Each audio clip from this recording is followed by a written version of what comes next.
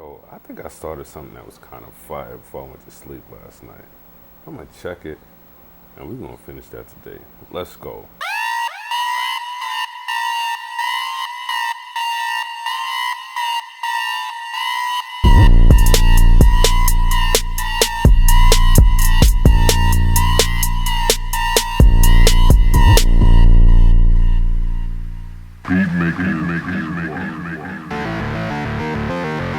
BeatMaker is a squad what's good as she's a producer. So last night before I went to sleep, I was making a beat on my phone. It's kind of tired, so I just kind of got a nice little skeleton for it. Today I figured I may as well flesh it out. So I started the beat in Korg Gadget. What I'm going to do is I'm going to export it from my phone to my iPad, and I'm going to stay in Gadget with it. I'm not going to go outside of Gadget. And what we'll walk through today is basically how I use the sequencer in Gadget. I know a lot of people, they kind of look at Gadget and they say, oh, it confines you and there's no freedom within it. There's actually quite a bit of freedom within it if you just think differently with it. Take your time with it, and you just got to think a little bit out of the box. And yeah, that's about it. So let's get to it. So here's the track that I made on my phone. Pretty much what it is right now is just an 8-bar loop. So I'm gonna export it to my iPad so I can finish fleshing it out in Gadget over there. So the first thing I'm gonna do is open up the Files app, scroll to Gadget 2, then inside of Gadget 2, scroll to the file itself, hit select the file, then hit the export button, then use AirDrop to send it from my phone to my iPad. Now that the file's been sent to my iPad and Gadget, I go to the Documents menu and select Open. You'll notice the first track that's listed is the one that I just airdropped. So I'm going to select it and give it a quick listen just to make sure that everything came over correctly. It seems like everything is there, so let's finish up this track. First thing I'm going to do is add a piano. After I add the piano, I'm going to copy the MIDI from the 808 to the piano track. This will give me the root notes for my chords. Now that I have the root notes, I'm going to make each of these bass notes longer instead of the short notes that I've used with the 808s. When creating chords, you should know that very basic chords have 3 notes, and the lowest note is usually the root, and basically you play every other note to form a chord. I'm going to use the same principle to create the chords, but I'm also going to space the chords out in order to open them up a bit and make them sound better.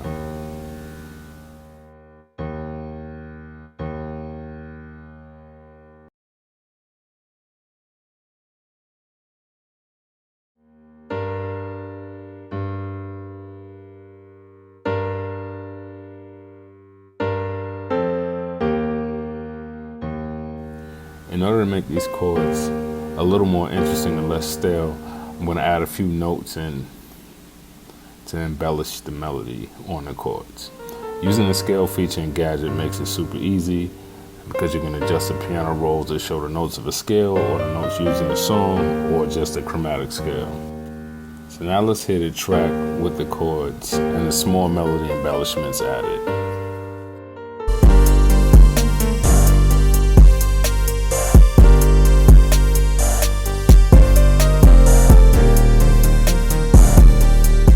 I think this sounds pretty good together, so now I'm going to duplicate the piano track and change it to a sound that fits better within this track.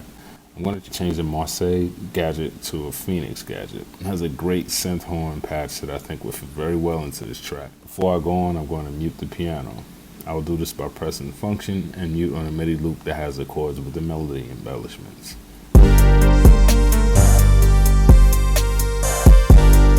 So now I'm going to build my verse. I tend to make my verses with the following sequence of sections: A, B, C. The A section is the main part of the verse, and the B section comes in at the 9th bar of the section, and the C section is a pre-chorus which leads us into the hook. I really like the way the synth horn sounds, so I'm going to copy them to the next sequence and take the melodic embellishments off so I can make this part of the verse.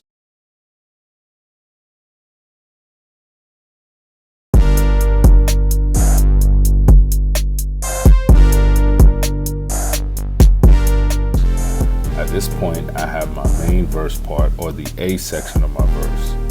After that, I'm going to copy this and make changes in order to create the B section. In the B section, I'm going to take the lead melody from the Lexington synth on the hook and take some notes out and add a few changes in order to make it a bit different from the hook. Now that I have the beat section completed, I'm going to copy it in order to create my pre-chorus. When I create the pre-chorus, first thing I'm going to do is mute the kick. This allows the track to breathe and adds a bit of anticipation for the hook.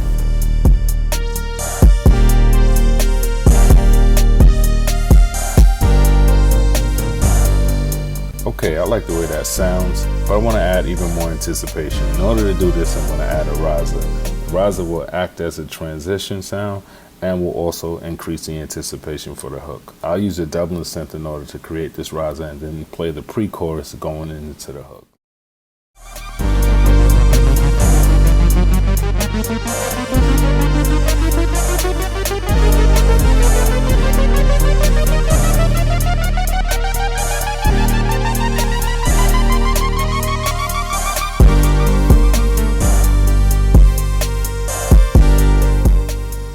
I think that works pretty well, but I'd like for the melody embellishments on the chords to stand out a bit more. So I'm going to duplicate the Phoenix synth and remove the chords for the MIDI. After that, I'm going to change the sound from a synth horn to a lead. Also, I'll shorten the notes that were originally a part of the chords in order to make this part stand out a bit more.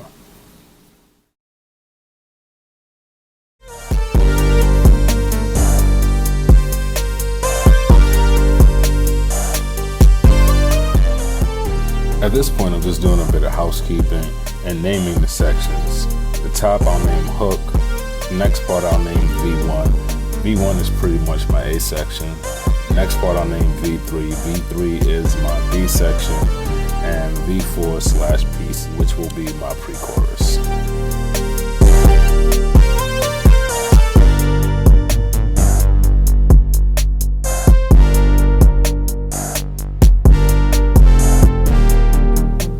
Aside from naming each section, I'll also start to duplicate these sections so that I can continue to structure the song. So for example, I'll duplicate the hooks as well as the different sections of the verses. This way I can have numerous hooks as well as numerous verses so I can make an entire song. I'll also duplicate the hook to the beginning so I can start to sketch out the intro. In order to complete the intro, the first thing I'm going to do is mute the majority of the instruments. After that, I'll copy the synth horn part from the verses in order to not completely give away the hook before it actually occurs within the song. In the second half of the intro, I will unmute the snares and the chants and paste the riser sequence in order to transition from the intro to the verse. Now let's check it out.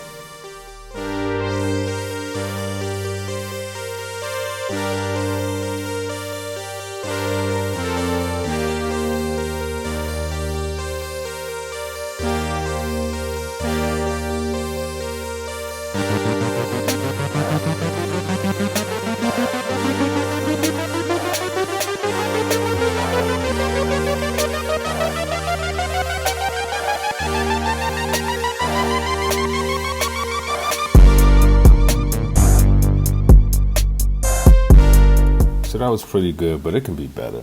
To make the transitions from the intro to the verse and the hooks to the verse smoother, I'm going to copy the MIDI from the Lexington synth and delete everything except the very first note. Also, to improve the transition into the verse from the hook, I'm going to do the same thing with the melody on the Wolfsburg synth. Finally, to complete the transition from the verse to the hook, I'm going to copy the melody from the Wolfsburg synth into the pre-chorus and delete everything except the very end. This will allow the sections to overlap smoothly and keep the changing of the sections from sounding too abrupt. Alright, so now let's check out the transition from the pre-chorus into the hook.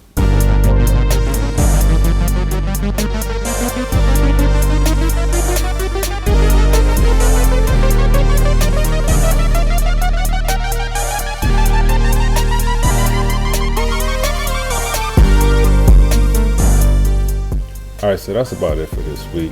I wanted to mix the track down, but I don't want the video to be too long. So next week, we'll either mix this track or maybe another track that I have in Gadget down.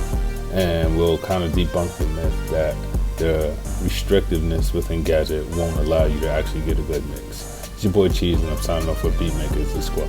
Oh, and before I get out of here, just remind you guys, Check out BeatMaker is the Squad on Instagram. Also check out beatmakeristhesquad.com. Also give WeSampleEverything.com a look as well, and join the forums and start talking about what's in your iPad, and be on the lookout for that podcast coming soon. It's your boy Cheese, and I'm signing off for BeatMaker is the Squad. Peace.